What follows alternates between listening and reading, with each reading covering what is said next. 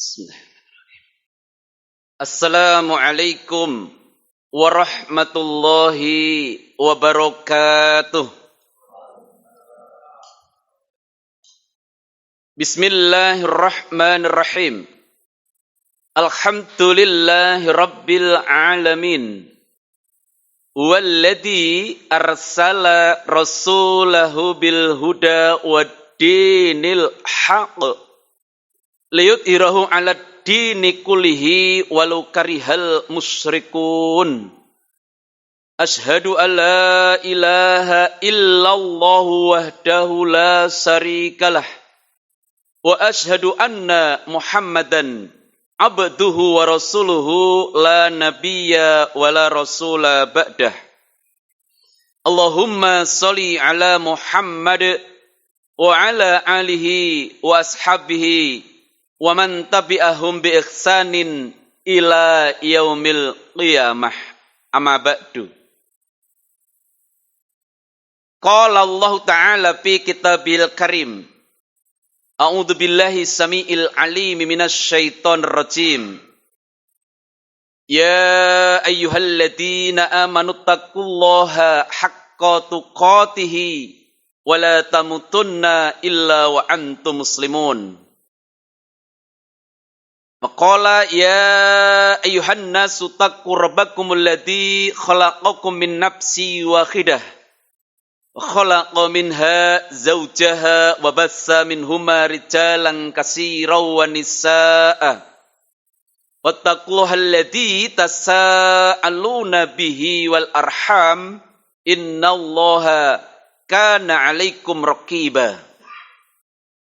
Maqala ya ayyuhalladzina amanu taqullaha wa qulu qawlan sadida yuslih lakum a'malakum wa yaghfir lakum dzunubakum wa may yuti'illaha wa rasulahu faqad faza fawzan 'adzima. Maqala aidan a'udzu billahi minasy syaithanir rajim. Qul in kuntum tuhibbunallaha fattabi'uni yuhibbukumullahu wa yaghfir lakum dzunubakum wallahu ghafurur rahim. Qala Rasulullah sallallahu alaihi wasallam, ittaqillaha haitsuma kunta wa adbi sayyi'atal hasanata tamkuha wa khaliqin nasa bi khuluqin hasanin. Allahumma arhamna bil Qur'an. Hadirin bapak-bapak, ibu-ibu, kaum muslimin wal muslimat, jamaah kajian Tholabul Ilmi Subuh Barokah rahimakumullah. Yang pertama, kembali kita untuk bersyukur kepada Allah Subhanahu wa taala atas limpahan karunia nikmat yang Allah berikan pada kita semua di kehidupan dunia ini. Terbukti hingga pagi yang berbahagia ini Allah Subhanahu wa taala memberikan kesehatan, kekuatan, iman dan Islam sehingga kita masih mampu untuk berjalan di atas jalan Allah. Karena sisi lain ada dari kalangan saudara kita yang tatkala mereka diberikan nikmat oleh Allah, mereka hanya mampu untuk melaksanakan kegiatan-kegiatan, aktivitas-aktivitas yang sehubungan dengan duniawi. Walaupun toh tanda kutip, tatkala manusia itu hanya memburu, mengejar, mengutamakan hal-hal keduniaan, Allah Subhanahu wa taala akan senantiasa memberikan apapun yang dia minta. Bahkan ada seorang yang menghadap kepada ulama besar Imam Hasan Al-Basri rahimakumullah. Wahai Imam, saya ini tiap hari melakukan dosa. Namun toh kenyataannya saya diberi segalanya oleh Allah Subhanahu wa taala. Saya diberi rezeki, saya diberi usaha lancar, saya diberi kesehatan, saya diberi segalanya oleh Allah. Bagaimana ini ya ulama? bahwa Allah Subhanahu wa taala tatkala ada seorang hamba Allah yang bermaksiat kepada Allah, Allah tidak akan menghukum langsung. Kalau seandainya seorang yang berbuat dosa, setiap kali dia berbuat dosa Allah binasakan, Allah hukum, maka niscaya tidak ada kehidupan dunia ini lagi. Maka dari itu bersyukur pada Allah Bapak Ibu, nikmat yang Allah berikan pada kita semua ini mampu untuk menjadikan sarana kita lebih dekat kepada Allah. Kita mampu untuk melaksanakan perintah Allah. Walaupun toh sisi lain kita dituntut juga harus bagaimana dunia ini kita manfaatkan untuk selaku suami, selaku ayah, selaku ar-rijal, yaitu memenuhi kebutuhan daripada keluarga kita. Karena urusan dunia pun ini akan menjadi nilai ibadah tatkala apa yang kita laksanakan adalah tidak menyelisih daripada ketentuan Allah Subhanahu wa taala, juga sunnah Rasulullah Muhammad sallallahu alaihi wasallam. Yang kedua, salawat dan salam semoga senantiasa tercurah kepada qudwah hasanah kita, suri toladan kita, Nabi Agung Nabi Muhammad sallallahu alaihi wasallam serta keluarga, sahabat, tabi'in, tabi'ut tabi'in, juga pada generasi ulama as-salaf as-sholeh. Tak lupa kepada seluruh pengikut setia beliau yang istiqomah dalam mengikuti risalah beliau, ittiba terhadap risalah beliau hingga akhir zaman. Apa yang kita laksanakan, apa yang kita amalkan hanya berkiblat kepada beliau. Karena satu-satunya manusia yang dipilih oleh Allah untuk menjadi barometer kita menggapai ridho Allah adalah beliau Nabi Muhammad sallallahu alaihi wasallam. Sampai Allah memberikan satu stempel pada beliau di dalam surah Al-Ahzab ayat 21. A'udzubillahi minasyaitonir rajim.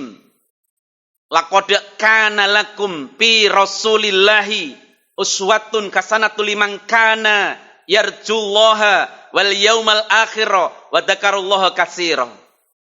Sungguh telah ada pada diri Rasulullah Muhammad sallallahu alaihi wasallam suri toladan terbaik bagimu, bagi yang mengharap perjumpaan kepada Allah, bagi yang mengharap rahmatnya Allah, bagi yang mengharap kemuliaan besok di yaumil qiyamah. Dia yang menyebut nama Allah, dia yang senantiasa mengharapkan ridhonya Allah Subhanahu wa taala.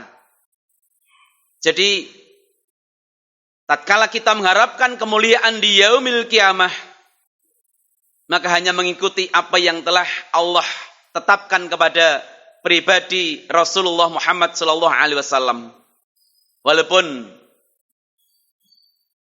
kadang orang selalu mencemooh beliau di zaman beliau dakwah awal, bagaimana orang-orang kafir Quraisy menghinanya, menghujatnya, lalu sampai tingkatan untuk menghabisinya. Tapi beliau Rasulullah Muhammad sallallahu alaihi wasallam adalah hamba yang dipilih oleh Allah, maka Allah lah yang menjaga dan berikan keselamatan pertolongan di saat ancaman itu datang. Kaum muslimin wal muslimat, jamaah salat subuh rahimakumullah. Alhamdulillah untuk yang kesekian kalinya kita hadir di tengah-tengah para bapak dan para ibu untuk selalu watawasau bil haq, watawasau bis sabr. Mengingatkan untuk selalu kita eksis di jalan Allah. Untuk selalu istiqomah, semangat di jalan Allah. Karena kunci keberhasilan daripada kita untuk menghadap pada Allah Subhanahu wa taala, bagaimana bekal kita saat kita diberi kehidupan, kesempatan hidup di dunia ini. Jangan sampai kita menjadi hamba-hamba Allah yang menyesal di kemudian hari, yang baru sadar, yang baru membenarkan kebenaran itu saat kesempatan sudah tidak lagi untuk bertobat. Saat di yaumil kiamah, saat jelang kematian, dia baru menyadari bahwa segalanya dikerjakan adalah perbuatan yang buruk. Oleh karena itu, materi pada pagi ini adalah seorang hamba yang ingin dibersamai oleh Allah Subhanahu wa taala, yaitu sikap ma'iyah. Karena tatkala seorang hamba yang dalam beribadah kepada Allah Subhanahu wa taala, ya, tidak mengharapkan dibersamai oleh Allah, disertai oleh Allah, maka dia tidak akan mendapatkan nikmatnya ibadah tadi. Di sisi lain, ma'asyiral muslim, Allah Subhanahu wa taala di dalam firman-Nya surah Ali Imran ayat 31. A'udzubillahi minasyaitonir rajim. Qul in kuntum tuhibbunallaha fattabi'uni yuhibbukumullahu wa yaghfir lakum dzunubakum wallahu ghafurur rahim. Katakanlah ya Muhammad, jika engkau cinta kepadaku, maka ikutilah aku. Intinya bahwa dalam ayat ini, siapapun yang cinta kepada Allah, maka jalan satu-satunya adalah mengikuti Rasulullah Muhammad sallallahu alaihi wasallam. Apa keutamaan di balik kita cinta kepada Allah? Harus secara mutlak dan kafah mengikuti pribadi Rasulullah Muhammad sallallahu alaihi wasallam. Yuhibbukumullahu. Allah akan mengasihi kita. Allah akan menyayangi kita. Allah akan mencintai kita. Maka ada seorang guru besar kita mengatakan Allah itu punya cinta. Maka kejarlah cintanya Allah. Jemputlah cintanya Allah. Raih cintanya Allah. Karena tatkala Allah sudah cinta kepada seorang hamba, maka hamba itu akan dimudahkan dalam segala hal yang berurusan dengan khair, dengan kebaikan, kemaslahatan, dan akan dijauhkan dari berbagai keburukan. Sampai guyonan dari seorang guru besar itu, nek wis Allah kadung tresno karo menungso, setan raduyan, demit gak ndulit. Seperti itu Bapak Ibu. Tidak hanya itu, wa yaghfir lakum dzunubakum, Allah akan mengampuni seorang hamba yang tatkala mengikuti segalanya daripada Rasulullah Muhammad sallallahu alaihi wasallam. Seorang sahabat tercinta Umar bin Khattab radhiyallahu anhu, beliau pernah berkata, segala sesuatu, baik itu ucapan dan perbuatan, kalau itu bersumber dari Rasulullah Muhammad sallallahu alaihi wasallam, maka tidak ada alasan sedikit pun untuk menolak, untuk membenci, untuk mengingkari. Tatkala dia beriman kepada Allah, maka hatinya harus mutlak bahwa tidak ada kesalahan, keburukan, tidak ada hal yang kurang daripada beliau Rasulullah Muhammad sallallahu alaihi wasallam. Maka beliau Rasulullah Muhammad sallallahu alaihi wasallam begitu cintanya kepada umat. Beliau sampai punya sifat risau. Beliau tidak mengharapkan umatnya masuk neraka. Sehingga dalam salah satu hadis yang sudah masyhur, bahwa semua umatku akan masuk surga illa wa aba, kecuali yang enggan. Intinya Rasulullah Muhammad sallallahu alaihi wasallam pada dasarnya tidak ridho kalau umat itu masuk neraka. Inginnya masuk surga semua. Tapi ternyata ada manusia yang berani untuk masuk neraka dengan sengaja dan terang-terangan. Ya, seorang artis wanita. Siapa? Ibu mungkin tahu ya. NM. Nah, ini kita. Insyaallah ya. Jadi dia membayangkan versi neraka itu versi dunia. Saya masuk neraka nggak apa-apa. Nanti bikin konser di sana. Naudzubillah. Ya. Itu punya satu saudara yang akhirnya sudah dijemput oleh Allah. Yang kecelakaan kemarin siapa? Vanessa. Nah, itu kemarin juga Masya Allah nyinyirnya terhadap Islam. Ya. Yang ketiga adalah si komedian McDani yang menghina masalah jilbab. Ya. Ibu-ibu wanita nggak pakai jilbab nggak apa-apa, nggak dosa. Tatkala besok masuk neraka bersama dengan saya. Ternyata ada kalangan manusia yang terlalu berani untuk masuk neraka dengan 100% dan percaya diri. Naudzubillah. Padahal kalau toh manusia itu masih awam, kalau sudah ditanya, Bapak Ibu, besok kalau dipanggil oleh Allah, inginnya masuk surga atau neraka? Orang awam pun akan menjawab, surga Pak. Kenapa surga? Surga kan tempatnya nikmat, neraka laknat, kan gitu. Oleh karena itu, hadirin yang berbahagia, sikap ma'iyah, sikap seorang hamba supaya dalam ibadahnya ini disertai oleh Allah, dicintai oleh Allah, ini harus ada pada diri pribadi muslim. Bagaimana caranya? Ada pada satu kesempatan ketika Nabi Shallallahu Alaihi Wasallam bersama sahabat tercinta Abu Bakar As-Siddiq, yang saat beliau keluar dari Makkah, akhirnya dikejar-kejar oleh orang-orang kaum musyrikin, kafir Quraisy. Beliau bersembunyi di dalam sebuah gua. Ya. Rasa kekhawatiran daripada sahabat Abu Bakar As-Siddiq radhiyallahu anhu adalah bagaimana kalau nanti tertangkap, padahal gua itu tidak dalam. Tatkala seorang kafir Quraisy ini menoleh sedikit saja ke kiri, maka akan menemukan Rasulullah dan Abu Bakar. Maka bahasa Abu Bakar kepada Rasulullah, ya Rasulullah, kita sudah nggak ada jalan lagi.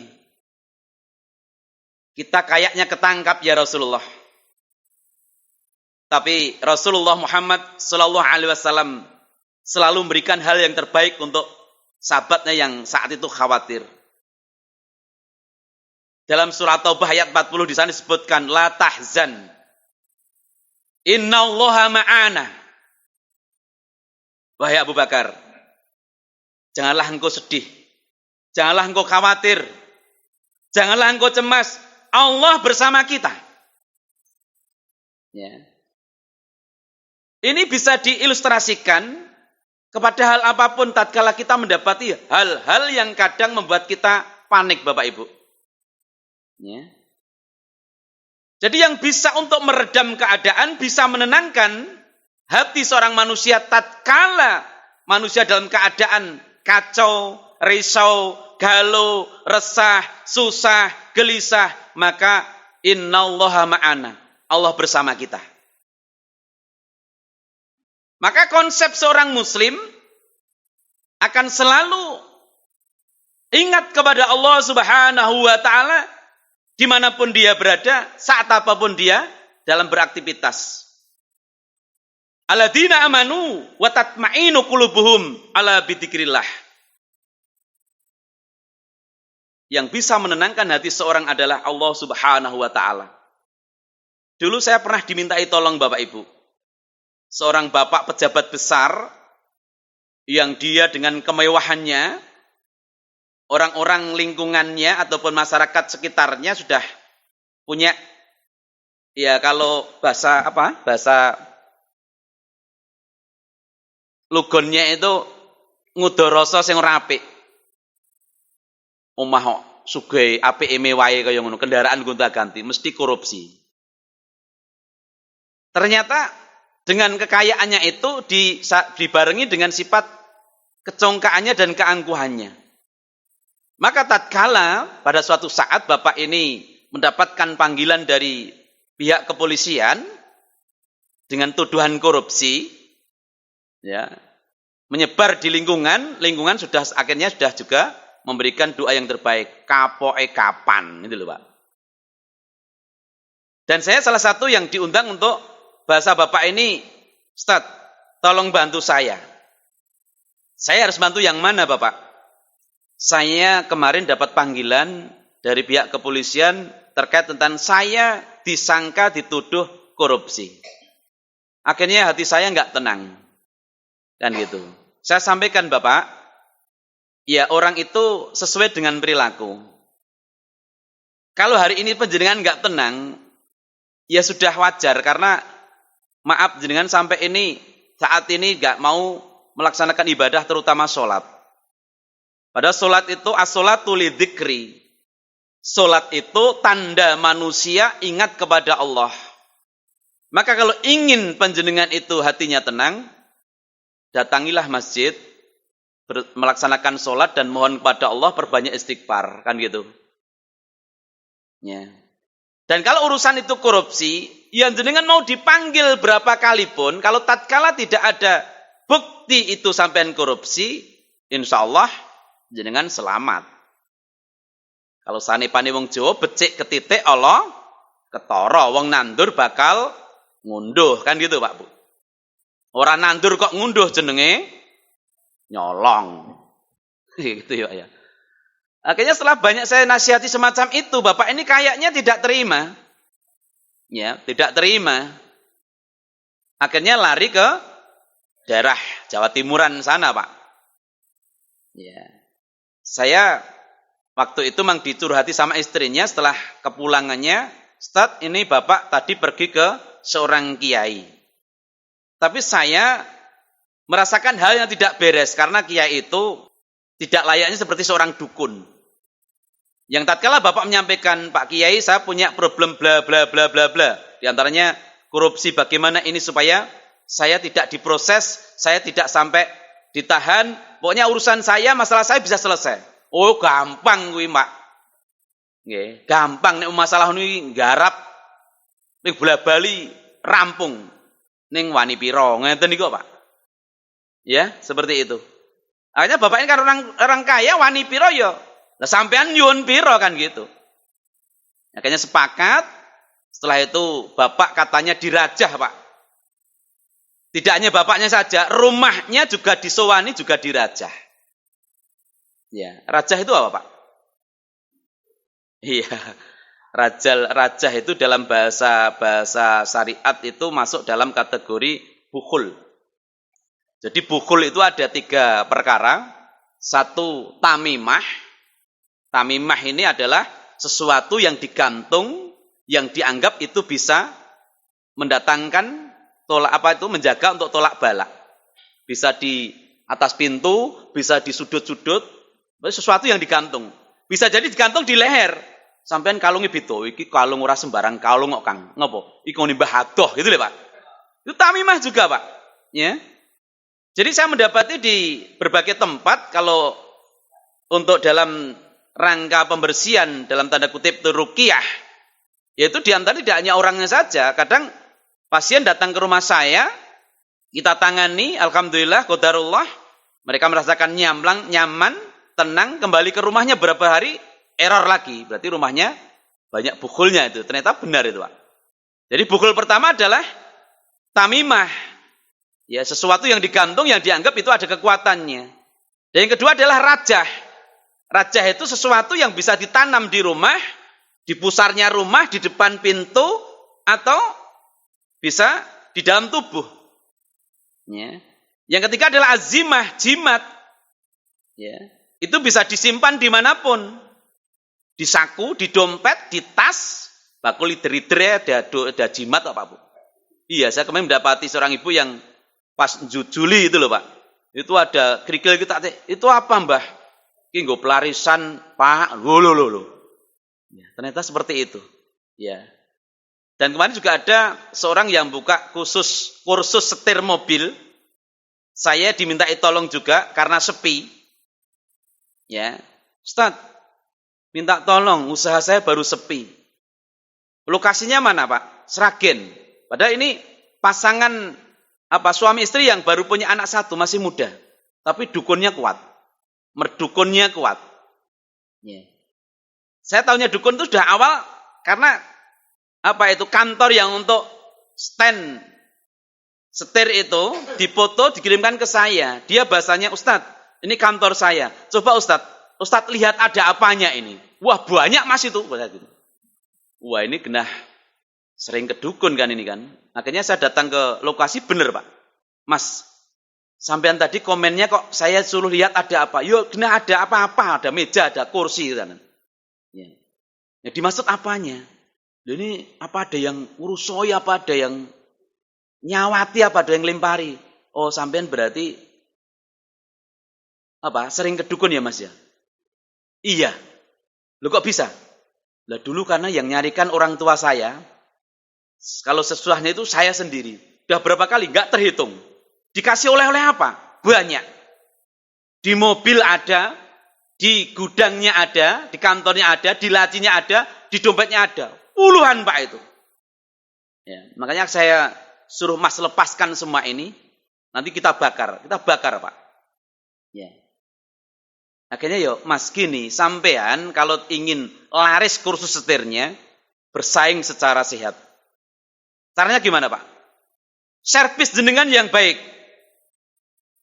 Kalau di sana itu 1 jam itu katakanlah 70.000, jenengan 50 wae. Insya Allah oke, rame nih mungkin. Ya. Kalau di sana itu mungkin pelayanannya rodok nggak ramah, jenengan yang paling ramah. Sampai diantarkan nanti seorang yang sampai kursus dianggap selesai, antarkan sampai mencari untuk SIM. Gitu caranya orang kok. Pangote kedul asah, pangote kedul nek pangot memang diasah tapi jenengan nek ngono entek duitin. Dan jelas syariat jenengan setelah melakukan perbuatan yang dosa besar. Man ata'arrafan fasalahu lam tuqbalahu salatan arba'ina yauman. Rasul memberikan ancaman yang keras, peringatan yang keras, barang siapa datang kepada kahin. Kahin itu dukun. Juga semisalnya nujum. Nujum itu tukang tebak paranormal. Dia menyampaikan ikhwal dirinya. Usaha karena nggak lancar biar lancar gimana? Sakit nggak sembuh-sembuh biar sembuh gimana? Nggak naik-naik pangkat supaya cepat naik pangkat gimana? Biar dapat kekuatan yang super, biar dia itu bisa kebal dan lain sebagainya. Akhirnya si kahin, si nujum ini memberikan syarat ubur rampe nih, dia percaya, maka hal yang semacam itu dia tertolak sholatnya 40 hari. Dia tobatnya nggak akan diterima oleh Allah. Doanya pun nggak akan didengar oleh Allah Subhanahu wa Ta'ala. Insyaallah. Maka hati-hati Pak Ibu. Jangan sampai ibadah kita yang kita siapkan untuk mendapatkan kebahagiaan di alam barzah, alam kubur, di alam akhirat, hangus karena kita menyekutukan Allah Subhanahu wa Ta'ala. Hadirin yang berbahagia Bapak Ibu yang dirahmati oleh Allah Subhanahu wa Ta'ala. Kembali kepada sikap ma'iyah. Jadi tatkala Rasulullah Muhammad sallallahu alaihi wasallam yang menghibur kepada sahabat tercinta beliau Abu Bakar As-Siddiq, maka Abu Bakar merasa tenang dan akhirnya selamat dari intean, dari kejaran orang-orang kafir Quraisy saat itu. Juga ada salah satu kisah di dalam khalifahan Abu Bakar, Umar bin Khattab radhiyallahu anhu, bahwa beliau pernah mempunyai panglima yang hebat, yaitu Khalid bin Walid. Sampai dalam kisahnya itu, tatkala Khalid bin Walid ini memimpin pasukan muslim, ya, ini setiap peperangan hasilnya menang. Ya. Sehingga apa? prajuritnya, ya, anak buahnya itu sampai seakan-akan mengkultuskan, pokoknya angger perang ki sing mimpin Khalid bin Walid mesti menang. Kepekaan Khalifah Umar bin Khattab mendengar ya sanjungan-sanjungan yang sudah berlebihan itu, akhirnya apa? Mengambil sikap. Setelah selesai peperangan menang, Khalid bin Walid dipanggil. Wahai Khalid bin Walid, panglimaku yang gagah. Iya Khalifah, ada apa? Mulai hari ini engkau berhenti dari panglima. Ya. Padahal anak buahnya mengira, wah ini pimpinan kita dipanggil Khalifah pasti diberi hadiah yang besar karena sudah memberikan kemenangan-kemenangan di berbagai tempat. Bahkan dalam kisahnya di masa Khalifah Umar bin Khattab ini 2/3 dunia dikuasai Islam, Pak. Ya, karena memang begitu luar biasanya. Akhirnya apa? Ya kalau mungkin kelas kita, Bapak Ibu, tatkala dipanggil semacam itu, tiba-tiba diberhentikan, pasti kita akan bertanya-tanya, Bapak, saya diberhentikan dari kepala bagian. Salah saya apa? Ya. Saya melakukan perbuatan pelanggaran apa? Tapi kelasnya Khalid bin Walid diterima dengan lapang dada, siap wahai Khalifah, saya kembali kepada prajurit biasa, kopral, enggak apa-apa. Ya. Sampai akhirnya setelah kembali kepada rombongan, ditanya, wahai Panglima, apa hadiahnya? Bagi-bagi sama kita. Kalau bahasa kita seperti itu. Alhamdulillahirabbil alamin, saya diberi hadiah oleh Khalifah yang sangat luar biasa. Apa? Besok saya sudah tidak mimpin perang. Akhirnya apa? Salah sampean apa? Saya nggak harus bertanya salah saya apa, yang penting Khalifah mengambil sikap itu pasti yang terbaik bagi saya. Luar biasa, Pak. Terus sampean besok itu tetap perang. Insya Allah saya tetap perang. Semangat, semangat. Kok orang mutung-mutung ngono ya? Ya karena beliau menyampaikan, wahai saudara sekalian, saya berjihad itu beribadah. Saya memimpin perang itu beribadah. Jadi kalau tetap itu yang diperintahkan oleh Khalifah dalam rangka untuk li'ila'i bi kalimatillah, untuk meninggikan kalimat Allah, mengusung kebenaran, maka saya tetap berjihad. Karena jihad saya bukan karena Pak Umar, bukan karena Khalifah, jihad saya karena Allah. Ya. Ini karena apa? Ya tadi punya sifat ma'iyah. Allah akan selalu membersamai siapapun, tidak harus pakai level itu panglima, itu komandan, itu ajudan, itu apa-apa. Ya. Kalau toh seorang itu orang biasalah, jikalau dia menghadirkan rasa kebersamaan kepada Allah Subhanahu wa taala, maka dia akan mendapatkan ketenangan hidup, keselamatan besok di yaumil qiyamah. Ya. Hadirin yang berbahagia. Selanjutnya juga dari seorang ulama besar, ya, Imam Hasan al-Basri rahimakumullah. Beliau pernah ditangkap oleh seorang penguasa besar yang diktator, yang keras, yang kejam. Siapa dia? Hajjaj bin Yusuf, penguasa dalam Bani Umayyah. Namun karena seorang ulama besar Hasan Basri ini punya rasa bahwa Allah akan selalu menolong, Allah akan selalu membersamainya, maka tatkala mau dipenggal kepala beliau, maka menyampaikan, ya Allah, kalau toh ini jalan yang terbaik bagiku, percepat untuk proses eksekusi. Tapi kalau ini suatu yang madorot bagiku, maka gagalkan proses eksekusi ini. Akhirnya gagal, Pak. Ya. Saya pernah juga, maka akan apa? Menjadikan sarana untuk iktibar pelajaran. Saya juga pernah ingin disewani oleh seorang yang tanda kutip itu, ya dia punya pangkat dan derajat, karena teman-teman sudah disewani.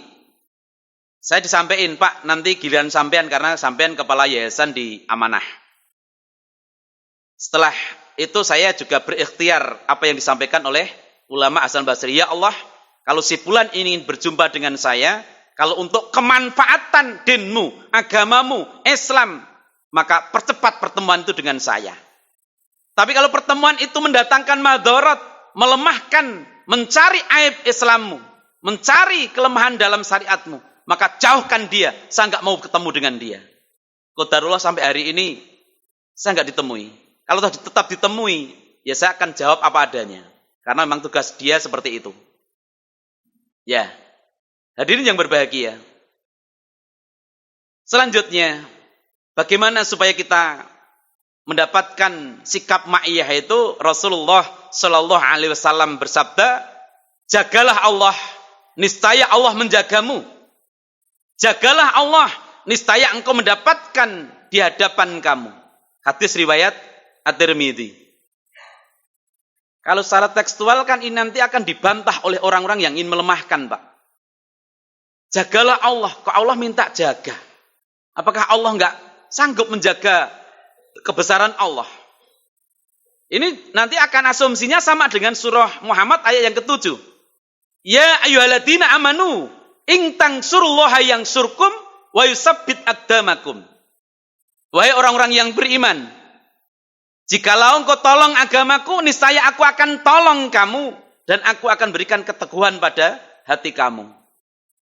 Nanti orang akan membalik. Kok Allah minta ditolong agamanya, apakah Allah nggak bisa menjaga agamanya, menolong agamanya? Dari beberapa tafsir para ulama, Ibnu Katsir, bahwa yang dimaksud menolong agama Allah, seorang itu selalu taat kepada perintah Allah, baik sifatnya yang nahi ataupun yang amr. Perintah Allah yang itu diperintahkan untuk ditinggalkan, dia sami'na wa ata'na. Perintah yang itu perintah harus dilaksanakan, dia sami'na wa ata'na. Intinya apa? Kalau orang itu ingin ditolong oleh Allah, maka harus ada semacam wasilah. Ilustrasinya, orang mau mendapatkan ikan dengan cara mancing, maka pancing itu harus ada umpannya. Sehingga akan menarik ikan-ikan itu tidak takut dengan yang namanya kepancing, tapi yang disasar oleh ikan itu adalah karena ada makanannya. Allah lebih dari segalanya. Ya. Proses tatkala ingin ditolong oleh Allah, maka seorang ini harus berada di jalan Allah dan melaksanakan ketaatan kepada Allah Subhanahu wa taala. Maka dalam satu kisah, seorang yang pakaiannya haram, minumannya haram, makanannya haram, perbuatannya haram, dia menadahkan tangan ke atas. Dia menyebut ya Rabbi, ya Rabbi, ya Rabbi, minta ini, minta itu. Mana mungkin permintaan dia akan didengar oleh Allah? Karena dia tidak berada dalam konsep Allah. Dia tidak berada dalam jalan Allah. Ya. Jadi intinya, yang ditolong oleh Allah, dia yang menolong agama Allah. Maksudnya, dia selalu taat kepada perintah Allah Subhanahu wa taala. Termasuk juga, jagalah Allah, niscaya Allah akan menjaga. Bukan berarti Allah rawan dari bahaya. Kalau toh seandainya penduduk bumi diperintahkan oleh Allah, ya ayyuhannas, u'budu rabbakumul ladzi khalaqakum waladina min qablikum la'allakum tattaqun. Hai sekalian manusia, sembahlah Allah yang telah menciptakanmu seperti umat sebelummu agar kamu bertakwa. Kalau seandainya perintah ini tidak direspon oleh manusia satu pun, Allah tetap Allah, tidak akan bahasa manusia itu lengser ke Prabon, tidak akan turun dari singgasana, tidak. Allah tetap Allah. Sebaliknya kalau toh perintah itu direspon oleh semua manusia dunia, Allah tidak akan menambah, tidak akan tambah kerajaannya. Allah tetap Allah, berkuasa dengan sifat Al-Aziz, keperkasaannya. Jamaah salat subuh rahimakumullah. Maka tatkala kita menjaga agama Allah, Allah akan menjaga kita. Ibnu Rajab rahimakumullah menjelaskan dalam hadis tadi, maknanya adalah barang siapa menjaga batasan-batasan yang telah digariskan oleh Allah Subhanahu wa taala dan menjaga hak-haknya, niscaya dia Allah akan menyertai dalam setiap keadaan, sehingga orang itu akan merasakan keamanan, merasakan ketentraman di setiap tempat dan setiap keadaan. Ibnu Qayyim al-Jauziyah rahimakallah di dalam Tazkiyatun Nafs menyebutkan bahwa indikasi seorang itu dibersamai oleh Allah Subhanahu wa ta'ala, maka dia akan mudah dalam hal-hal kebaikan. Dia akan mudah menjauhi perbuatan-perbuatan buruk. Dia tidak merasa gentar, tidak merasa takut kepada siapapun, kecuali hanya kepada Allah Subhanahu wa ta'ala. Dia akan selalu mengutamakan kewajiban-kewajiban yang telah Allah perintahkan. Karena kalau Allah sudah membersamai kepada seorang hamba, kalau toh orang yang satu kampung ini mau menghajarnya, mau mencelakainya, maka Allah Subhanahu wa ta'ala yang akan menjaganya, akan mengamankan dan akan menolongnya. Sehingga satu kampung orang itu nggak akan bisa memperdaya dia. Seperti saat Rasulullah Muhammad sallallahu alaihi wasallam tatkala sudah dikepung oleh orang-orang kafir saat itu, Rasulullah mendapatkan suwaka, pertolongan, perlindungan dari Allah Subhanahu wa ta'ala. Rasul keluar dari kepungan itu, satu pun orang enggak melihat Rasulullah keluar. Ya. Dan ada kisah seorang yang dalam tanda kutip dalam satu proses orang itu mau dicekal gitu ya. Padahal sudah dalam keadaan posisi berhenti. Ya. Supirnya keluar. Siapa di dalam? Tidak ada. Padahal sudah dilihat-lihat dalam mobil. Ternyata terlindungi si ulama ini. Apa yang menjadi sebab perlindungannya? Kalimat istighfar, Bapak Ibu. Ya. Jadi si ulama ini dalam kesehariannya tidak terhitung berapa itu istighfar. Maka saat rawan semacam itu ternyata istighfar menjadi satu tameng untuk keselamatan. Dan itu pernah ditanyakan kepada seorang ulama besar, Imam Mazhari rahimahullah, wahai ulama, saya ini sedang sakit gak sembuh-sembuh, apa solusinya? Perbanyak kamu istighfar. Wahai ulama, saya ini sudah nikah beberapa puluh tahun tapi belum dikasih turunan. Apa solusinya? Perbanyak istighfar.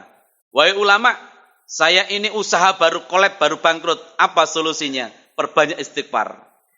Wahai ulama, ini hujan gak turun-turun. Bagaimana solusinya? Perbanyak istighfar. Sampai murid daripada ulama Imam Hasan al-Basri menyatakan, wahai ulama, panjenengan ini aneh. 4 orang bertanya dalam pertanyaan yang berbeda, tapi jawabnya satu. Sang guru menjawab, saya menjawab ini tidak asal-asalan, tapi sesuai dengan firman Allah di dalam surah Nuh ayat 11 dan 12. Perbanyaklah istighfar, Allah akan berikan solusi dan jalan keluar. Di sisi lain Rasulullah bersabda, perbanyaklah kalian istighfar di rumah, di kantor, di kendaraan, sedang duduk, sedang berbaring, sedang beraktivitas, berdiri dan sebagainya. Karena kalian tidak tahu kapan Allah itu mengampuni dosa kalian. Intinya tatkala istighfar itu terus dilafatkan dalam keseharian, tatkala Allah mengampuni dosa saat istighfar itu diucapkan, maka seorang tadi, ya Allah, usaha saya berikan kemudahan untuk sukses. Karena dia nggak punya dosa, maka usahanya kembali sukses. Seorang yang sakit karena dosanya diampuni Allah, maka saat dia minta kesembuhan, Allah berikan kesembuhan dan lain sebagainya.